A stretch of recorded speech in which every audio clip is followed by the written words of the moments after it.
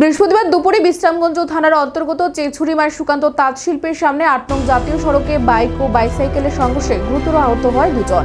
আশঙ্কাজনক অবস্থায় বাইক আরোহী এবং বাইসাইকেল আরোহী দুজনকেই বিশ্রামগঞ্জ হাসপাতালে নিয়ে যাওয়া হয়। সেখান থেকে তাদেরকে আগরতলা জিবিপি হাসপাতালে রেফার করা হয়।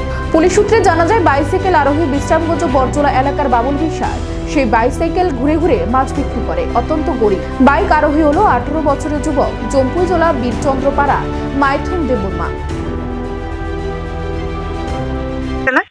এখন থেকে প্রায় 5-10 মিনিট আগে একটা খবর পাই যে আমাদের বিশ্রামগঞ্জ সিক্সটি মাইল মেন রোডের মধ্যে একটা বাইক এবং পথচারীর মধ্যে বাইক নিয়ে পথচারীকে উঠাই দেয়। বাইসাইকেল নিয়ে যাওয়ার পথে একটা বাইক নিয়ে বাইসাইকেল বাড়ি এবং দুজন সিরিয়াস আহত হয়। ফায়ার সার্ভিস তাদেরকে শিফট করে আমরা আসছি না, ফায়ার সার্ভিস আছে দুজনে সিরিয়াস কন্ডিশন। দুজনকে আগরতলা জিবি হাসপাতালে আমরা দেখছি। তার নাম কি স্যার?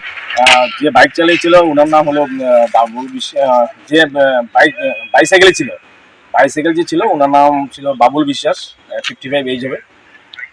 উনিও সিরিয়াস কন্ডিশনে আছে। যে বাইক চালিয়েছিল ও ছেলেটা বাড়ি জম্পুইজলা। তার বয়সটা অনুমান করা যাচ্ছে না, মনে হয় ও 18-20 হবে। তার নাম নাইথন দেববর্মা। দুজনই সিরিয়াস কন্ডিশন। দুজনকে আরো দেখা যাবে।